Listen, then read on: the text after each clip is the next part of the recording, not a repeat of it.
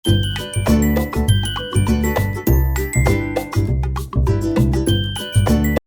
lupa subscribe. Assalamualaikum warahmatullahi wabarakatuh. Kembali lagi di Vita Channel. Kali ini saya akan membahas soal UTBK khususnya fisika bagian pertama. Langsung saja soal nomor 1. Ukuran suatu bakteri adalah 2 mikrometer. Sementara virus memiliki ukuran 20 nanometer. Bila dibandingkan dengan virus, bakteri memiliki ukuran titik-titik kali ukuran virusnya. Yang ditanyakan di soal ini adalah perbandingan ya, yang dibandingkan. Nah, bagaimana untuk menyelesaikannya? Jadi, perbandingan ukuran virus dibanding ukuran bakteri. Nah, untuk mengerjakan, kita lihat ini ya, tabel nilai satuan, kemudian berapa nilainya. Epsilonnya, misalnya 2 mikrometer. Mikrometer ini 10 pangkat min 6, sedangkan 20 nanometer itu adalah 10 pangkat min 9, sehingga perbandingannya adalah 2 kali 10 pangkat min 6 dibanding 2 kali 10 pangkat min 8 sama dengan 100. Selanjutnya nomor 2, seorang pengendara sepeda motor berkendaraan di sepanjang jalan lurus dengan kecepatan 15 meter per sekon dan akan melewati sebuah perempatan. Pengendara tersebut melihat traffic light sudah menyala kuning tetapi dia tidak mengurangi kecepatan. Akhirnya saat lampu menyala merah dia menerjang melintasi perempatan. Tepat saat melewati polisi yang berada di pojok perempatan, polisi yang sudah memarkir motor di depan pos mulai mengejarnya dengan percepatan 2 meter per sekon kuadrat. Akhirnya, pengendara dapat dikejar polisi tepat saat melintasi perempatan berikutnya. Jarak kedua perempatan tersebut mendekati, jadi yang menjadi fokus kita itu yang pertama ini jarak ya. Jarak kedua perempatan, kemudian apa saja yang menjadi highlight fokus kita? Dia tidak mengurangi kecepatan, artinya pengendara motor tersebut kecepatannya tetap. Kemudian apalagi highlightnya, fokusnya. Nah, polisi mengejar dengan percepatan 2 meter per sekon kuadrat, sehingga ini ada dua hukum yang berlaku ya, dua rumus ya. Ada yang menggunakan GLB, yaitu kecepatannya tetap, dan menggunakan GLBB yang sudah mempunyai percepatan. Yang ditanyakan itu adalah jarak. Kemudian mencari jarak itu kita butuh waktu. Berapa waktu yang dibutuhkan? Nah, kita bisa mencari waktu dari saat motor bisa terkejar oleh polisi, berarti jarak motor dengan jarak polisi itu harus sama karena bisa terkejar. Nah, bisa saya katakan kembali bahwasannya jarak motor itu menggunakan GLB dengan jarak tempuh polisi menggunakan GLBB. Sehingga menggunakan rumus V kali T sama dengan V0T plus setengah AT kuadrat.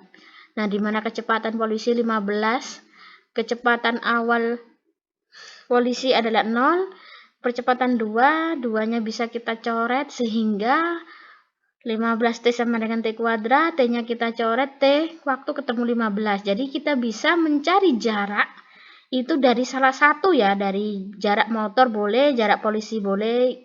Ini yang lebih mudah itu kan jarak motor ya.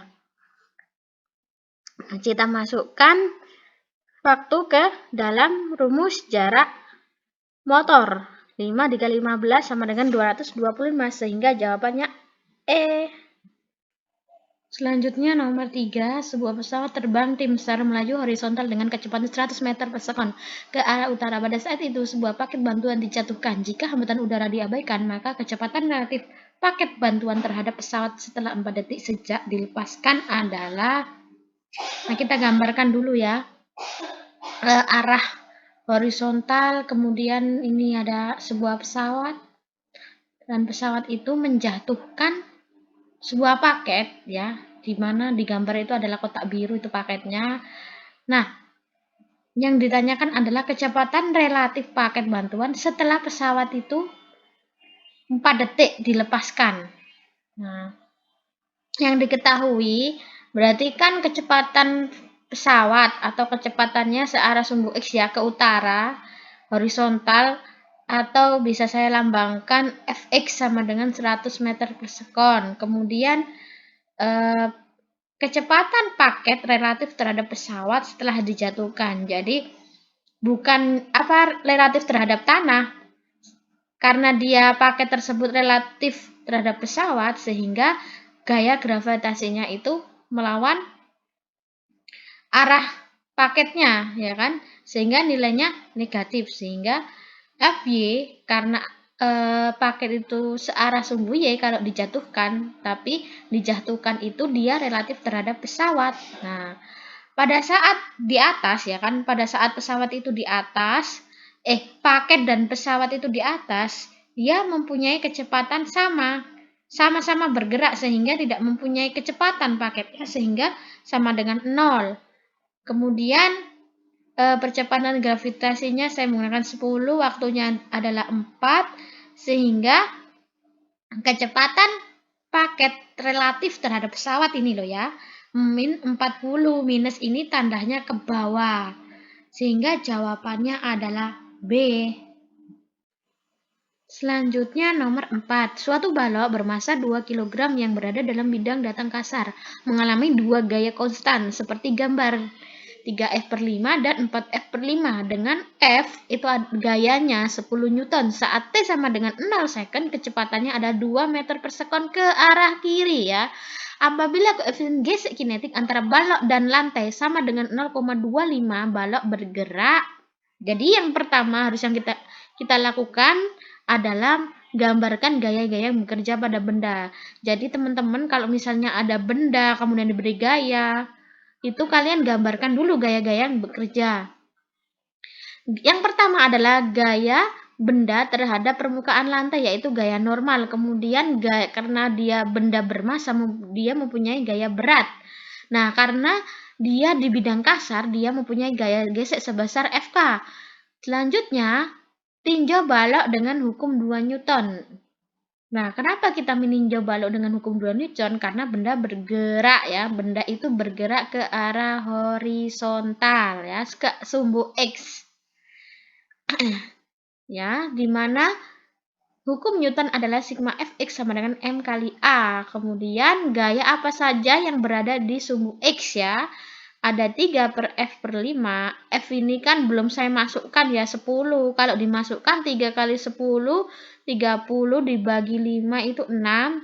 Plus minus F gesek, artinya gaya gesek sama dengan M dikali A. Di mana gaya gesek itu mu, rumusnya mu dikali gaya normal. Sama dengan 0,25 kali 12 sama dengan 3. Sehingga gaya geseknya itu 3. Nah, untuk mencari gaya normal kok ketemu 12? Caranya kita meninjau gaya yang bekerja pada sumbu Y. Karena gaya normal terletak di sumbu Y. Di mana sumbu Y itu berlaku sigma Fy sama dengan 0. Kenapa sama dengan 0? Karena benda tersebut tidak bergerak ke arah sumbu Y, melainkan sumbu X, sehingga tidak mempunyai percepatan.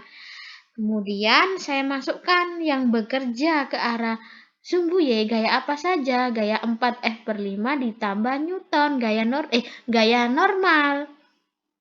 Nah, kenapa positif? Karena dia gayanya di atas ya. Kalau misalnya ke arah atas positif, ke arah bawah negatif. Nah, kemudian F-nya saya masukkan 4 kali 10 dibagi 5. Ya kan? Sehingga 40 dibagi 5 adalah 8 ya.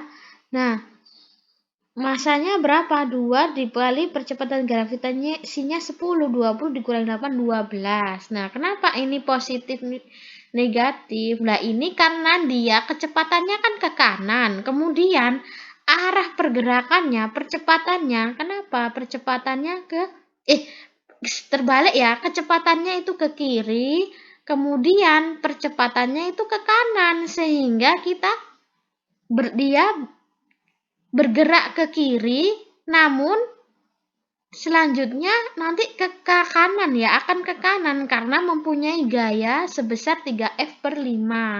Nah, keadaan awal kecepatannya ke kiri, sedangkan A bergerak ke kanan.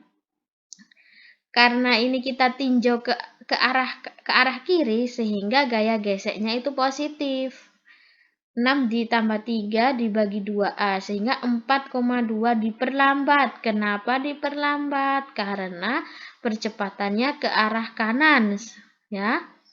Kemudian kita mencari gaya atau percepatan searah dengan gayanya 3F/5 ini ke kanan, sehingga gaya geseknya kalau misalnya gaya dan percepatannya ke kanan dan ini gaya geseknya ke kiri, sehingga nilainya negatif. 6 dikurangi 3 dibagi 2 1,5, sehingga yang benar adalah C, ke kiri dulu dengan perlambatan 4,5 meter per sekon kuadrat, kemudian ke kanan dengan kecepatan 1,5. Selanjutnya nomor 5, sebuah partikel mula-mula rehat di puncak trek lintasan licin berbentuk kurva.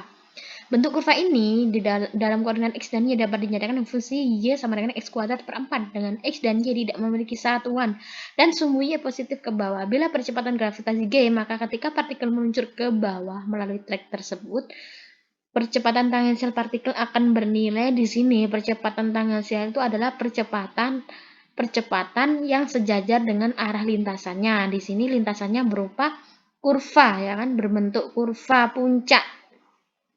Yang pertama kita harus menggambarkan gaya-gaya bekerja, dan kemudian sumbu Y terhadap puncak kurva ini untuk sudut theta. Karena untuk sudut theta, benda tersebut mempunyai gaya berat diproyeksikan terhadap theta, yaitu di sumbu X dan Y, di mana sumbu Y-nya itu W sin theta atau searah dengan treknya. Kemudian sumbu X-nya W cos theta. Nah, berlaku hukum Newton kedua, ya, karena benda tersebut bergerak di mana hukum 2 Newton sigma F sama dengan M dikali A. Nah, gaya yang bekerja di sumbu Y, ya, di sumbu searah dengan arah gerakannya itu cuma W sin theta, atau percepatan tangensialnya, ya, searah dengan W sin theta. di mana W itu adalah M kali G kali sin theta sama dengan M dikali A, sehingga masanya kita coret tinggal G sin theta, sehingga percepatannya itu adalah G sin theta. Nah, kita cari nih nilai sin theta dari fungsi Y X kuadrat per 4 dengan gradien garis. Karena gradien itu kan kemiringan, ya, kemiringan kurva ini, ya, kemiringan kurva ini terhadap sudut theta membentuk tan theta, di mana tan itu adalah sisi depan per sisi samping. Nah, tan theta sama dengan turunan dari fungsi Y sama dengan X kuadrat per 4 menjadi 2X per 4. Jadi tan theta itu X per 2. Nah, kita gambarkan, ya. Kita gambarkan ulang tan theta. Nah, tan theta itu adalah sisi depan X per sisi dekat. Di sisi dekatnya adalah 2 karena X per 2, ya. Kemudian sisi miringnya dicari dengan hukum Pitagoras, X kuadrat plus 2 kuadrat akar 2. Sehingga sin theta-nya, ya kan, sin theta itu sisi depan X per sisi miring. Sisi miringnya adalah X per X kuadrat plus 4. Sehingga A-nya bernilai GX per akar X kuadrat plus 4. Jawabannya adalah D. Sekian dari pembahasan soal UTBK Matematika Fisika part 1 ini, ya. Jika ada pertanyaan atau saran, mohon di kolom komentar. Assalamualaikum warahmatullahi wabarakatuh. Bye-bye.